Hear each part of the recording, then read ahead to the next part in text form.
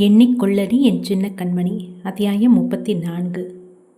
கனிகாவை சிரிக்க வைக்க முடியாமல் வருண் தோற்று நிற்க, அச்சமயம் வருணின் அருகே கைகளை கட்டியவாறு வந்து இருமினாள் பவி. என்ன தங்கச்சியை சிரிக்க வச்சு காட்டுறேன்னு கெத்தா வந்தீங்க, இப்போ என்னாச்சு? நீயும் உன் அத்தை பையனும் போட்டு வச்ச மந்திரத்தில் அவள் எங்கள் எல்லாரையும் மறந்துட்டா போல. இந்த சாக்கெல்லாம் இங்கே வேணாம். தோத்துட்டேன்னு ஒத்துக்கோ. ஜெயிச்சா நீ சொல்கிறத நான் செய்யணும்னு சொன்னியே, தோத்துட்டா நான் சொல்கிறத நீ செய்யணும்ல என அவள் கேட்க, முதல்ல கனிகாவை நீ சிரிக்க வச்சு காட்டு, அப்புறம் உன் பேச்சை நான் கேட்குறேன். வருண் தன் கையில் இருந்த சந்தனத்தை துடைத்து கொண்டு தாயின் அருகே சென்று நின்றான். என்ன பவி, இப்போ அண்ணா கிட்ட வச்சுக்கிட்ட போட்டிக்காக நீயும் என்ன சிரிக்க சொல்ல போறியா? அட, உனக்கு என்ன ஆச்சு? இப்போ வேணா உன் அண்ணனுக்கு எதுவும் ஞாபகத்தில் இல்லாமல் இருக்கலாம். ஆனால் நான் பார்த்துக்கிறேன்னு ஒரு வார்த்தை சொல்லிட்டா எத்தனை ஜென்மம் எடுத்தாலும் அவர் திரும்ப வந்து அந்த வேலையை செஞ்சு முடிப்பார். முதல்ல அவர் உன்கிட்ட கொடுத்த வாக்கு என்ன? உன் விருப்பப்படியே உன் கல்யாண வாழ்க்கை அமையுங்கிறது தானே. அதில் நீ நம்பிக்கையோடு இரு. இப்போ உனக்காக வைக்கிற இந்த நலங்கு நீ சரவணனை கல்யாணம் செஞ்சுக்க போகிறதுக்காக, சரியா? பவியின் உறுதியான பேச்சும் தன் அண்ணன் தனக்கு கொடுத்த வாக்குறுதியும் அவளின் நினைவில் மீண்டும் புத்துணர்ச்சியை கொடுத்தது. மேடம், இப்போவாது சிரிக்கிறீங்களா? நீயும் நானும் ஒரு செல்ஃபி எடுத்து அந்த போலீஸ்காரனுக்கு அனுப்பி வைப்போம். அவனோட தூக்கத்தை கெடுக்க விடாமா? உன் அழகில் அப்படியே அவன் மயங்கிடணும். போ பவி, எனக்கு வெக்கமாக வருது.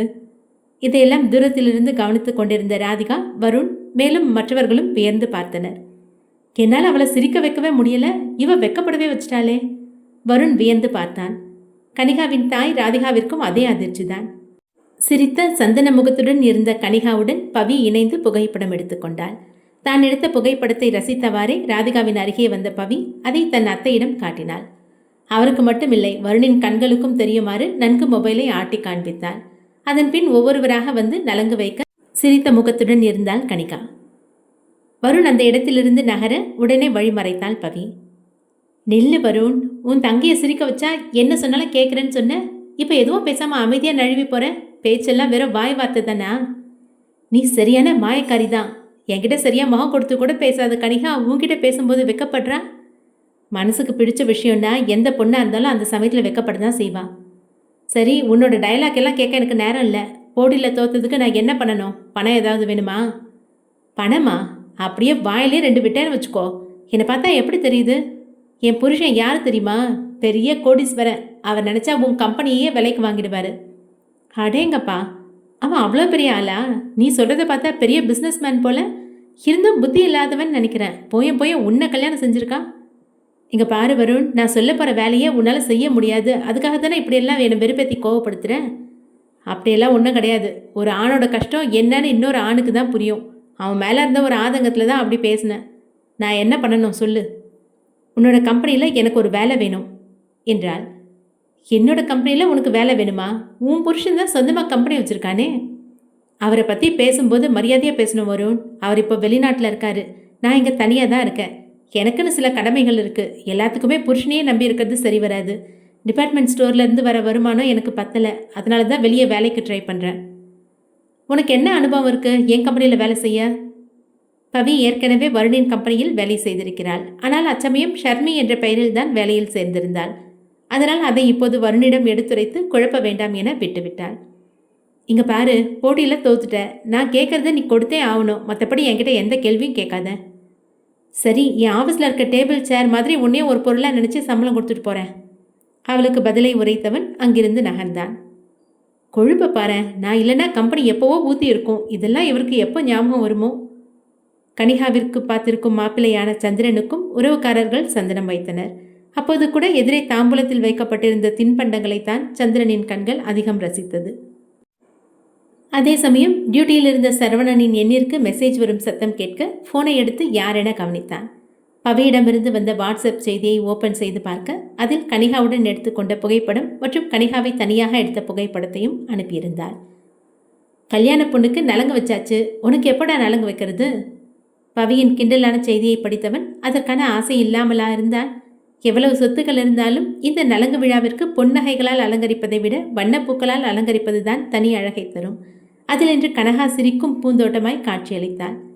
தன்னையும் மீறி கண்கள் ரசிக்க பேச்சை கேட்க மறுத்த கைகள் புகைப்படத்தை ஜூம் செய்து அவள் முகத்தை ஆராய்ந்தது. அதிலிருந்த வெட்கம், புன்னகை, அலங்காரம் என அனைத்தும் அவனை கவர்ந்தது. முழுதாய் ரசித்து முடித்தவன் பவிக்கு ரிப்ளை செய்தான். இந்த மாதிரி தேவையில்லாத ஃபோட்டோஸ்லாம் எனக்கு அனுப்பாத. மறுமுனையில் செய்தியை படித்த பவித்ரா தனக்கு தானே பேசிக்கொண்டாள். ஆமா, இவர் பெரிய கட்ட பொம்மை. பிடிச்சா பிடிச்ச பொடியில நிற்பாரு. அனுப்பின ஃபோட்டோவை நல்லா ஜூம் செஞ்சு ரசிச்சுட்டு அப்புறம் தான் திட்டுறான். கல்யாணத்துக்குள்ளே மாட்டாமலா போயிடுவான். நலுங்கு விசேஷம் முடிந்து வந்த உறவினர்களை உபசரித்து கொண்டிருந்தனர். அவ்வேளையில் வர்ஷினி அறையில் தனியாக அமர்ந்திருக்க அவளை சந்திப்பதற்காக வருணின் நண்பர்கள் மூவரும் வந்திருந்தனர். என்ன தேடி வந்திருக்கீங்க? நாங்களா வரல, நீ வர வச்சிட்ட என்றான் சாண்டி. நீ கேட்டபடி எங்களோட பார்ட்னர்ஷிப்பை உன் பேருக்கே மாற்றி எழுதி கொடுத்துட்றோம். நாங்கள் 3 பேரும் கையெழுத்து போட்டுட்டோம். நீயும் கையெழுத்து போட்டால் வேலை முடிஞ்சிடும் என்றான் பிரதாப்.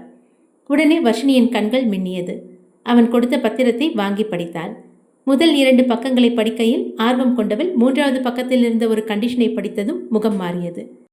என்ன இதெல்லாம்? பார்ட்னர்ஷிப்பை எனக்கு எழுதி கொடுக்க தான் சொன்னேன். உங்களுக்கு திரும்ப வேலை கொடுக்கணும்னு எழுதியிருக்கீங்க. பின்ன எங்கள் 3 பேருக்கும் எதிர்காலம் இல்லையா? திடீர்னு எங்கே போய் வேலை தருவோம்? அதுவும் நாங்கள் இல்லாமல் அந்த கம்பெனியை உன்னால் தனியாக நடத்தவும் முடியாது என்றான் சாண்டி. உங்களை நீங்களே ரொம்ப புகழ்ந்துக்க வேணாம் சாண்டி. நீங்கள் இல்லைனாலும் என்னால் இந்த கம்பெனியை நடத்த முடியும். என் அப்பாவுடைய மொத்த சாம்ராஜ்யத்தையும் தனியாக கட்டி ஆண்டவன் நான். அப்புறம் என்ன, நாங்கள் இருந்தாலும் இல்லாட்டியும் உனக்கு அது பொருட்டே இல்லை. பாவம் பார்த்து எங்களுக்கு வேலை போட்டு கொடு. ராஜேஷ் கேட்டதில் வர்ஷினி யோசித்தாள். மார்க்காவிடமும் இதை பற்றி பேச வேண்டும். தனிமையில் எப்படி இந்த முடிவை எடுக்க முடியும் என சிந்தித்தாள். நான் யோசிச்சு சொல்கிறேன். இதை பற்றி நான் மட்டும் முடிவெடுக்க முடியாது. பின்ன யார் கூட இதை பற்றி டிஸ்கஸ் பண்ண போகிற? உன்னோட பாய் ஃப்ரெண்ட் சூர்யா கூடவா? இங்கே பாரு சாண்டி, அவனை என்னோட பாய் ஃப்ரெண்டுன்னு சொல்லாத. அப்படின்னா உன் கூட துணைக்கு வேறு யாரோ இருக்காங்க.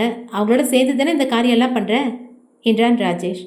இன்னும் கொஞ்ச நேரம் விட்டால் விவரத்தை கண்டறிந்து விடுவார்கள் போல என கையெழுத்து போட சம்மதித்தாள். ரொம்ப பேசாதீங்க, நான் கையெழுத்து போடுறேன். ஆனால் நீங்கள் 3 பேரும் வருணை நெருங்க முயற்சிக்க கூடாது. எனக்கு ஒத்து வரலன்னு தோணுச்சுன்னா எப்போ வேணால் உங்களை வேலையிலேருந்து நீக்கிடுவேன். அதை ஞாபகம் வச்சுக்கோங்க. எச்சரிக்கையுடன் கையெழுத்திட்டாள். அவள் பத்திரத்தில் கையெழுத்து போட்ட சமயமே அறைக்குள் நுழைந்தான் வருணின் அண்ணன் மதிமாறன். கைகளை தட்டியவாறு மதிமாறன் புகழ்ந்து பேசும் கண் பார்வையில் வர்ஷினியை கண்டான். மதிமாறன், நீங்களா? வர்ஷினியின் வாய் தானாக அவன் பெயரை உச்சரித்தது. நானே தான் வர்ஷினி. உன்னை நல்ல பொண்ணுன்னு நம்பி தான் என் வீட்டுக்கு மருமகளாக கொண்டு வர நினச்சேன். ஆனால் உனக்கு தனி பிஸ்னஸ் மூளை இருக்குது. கொஞ்ச நேரத்துக்கு முன்னாடி கையெழுத்து போட முடியாதுன்னு சொன்னேன். இப்போ கையெழுத்து போட்டுட்ட. அப்படின்னா உனக்கு துணையாக யாரோ இருக்காங்க. நடந்த இந்த சம்பவம் எல்லாத்தையும் நீ தனியாக பண்ணலை, யாரோ செய்ய சொல்லி உனக்கு கட்டளை போடுறாங்க, சரியா? மதிமாறன் சரியாக உரைத்ததும் வர்ஷினி தடுமாறினாள். ஆனால் வெளிக்காட்டி கொடுத்து விடக்கூடாது என இல்லாத கண்ணியத்தை குரலில் கடைபிடித்தாள். இங்கே பாருங்க, நீங்களே ஏதாவது ஒன்று கற்பனை செஞ்சு அதை சொல்ல வேணாம். அப்படியே சொன்னாலும் எனக்கு அதை பற்றின கவலை இல்லை. நான் வந்த வேலை முடிஞ்சது, கிளம்புறேன். கையெழுத்திட்ட பத்திரத்துடன் அவள் கிளம்பினாள். பாஸ், நீங்கள் சொல்கிறது உண்மைதான் போல. நிச்சயம் அவளுக்கு பின்னாடி யாரோ இருக்காங்க. ஆனால் அது அந்த சூர்யா கிடையாது. ஏன்னா இவளுக்கு சூர்யாவை சுத்தமாக பிடிக்கல. ஆமாம் சாண்டி, கண்டிப்பாக அந்த அடையாளம் தெரியாத ஆள் தான் என்னையும் ஜெயிலில் வச்சு கொலை பண்ண முயற்சி பண்ணியிருக்கான். யாருக்கு தெரியும், நம்ம வருணுக்கு நடந்த ஆக்சிடென்ட்டுக்கு கூட அவனே காரணமாக இருக்கலாம் என்றான் மதிமாறன். வந்த வேலை முடிந்தது என வருணை அழைத்து கொண்டு அங்கிருந்து கிளம்பினாள் வர்ஷினி. டிரைவர் சீட்டில் அமர்ந்தவள் கையில் இருந்த பத்திரத்தை வருண் கவனிப்பதற்கு முன்னதாகவே மறைத்து வைத்தாள். சட்டென்று முகபாவனையை மாற்றி வருணிடம் புன்னகையோடு பேசினாள். நல்ல வேலை வருண், என் பேச்சை கேட்டு உன் தங்கச்சி கனிகா கிட்ட அந்த இன்ஸ்பெக்டர் சரவணனை மறக்க சொன்ன. பேசியவாறே அவள் காரை ஓட்டவும் துவங்கினாள். அவள் பேசிக்கொண்டிருந்த சமயம் வருண் கியர் மீது அவள் வைத்திருந்த கரத்தை பிடித்தான். இந்த தொடுகையில் சட்டென்று அவள் திரும்பி பார்க்க இவளின் கையை வருண் மென்மையாக பிடித்திருந்தான். அடுத்த அத்தியாயம் விரைவில். நன்றி.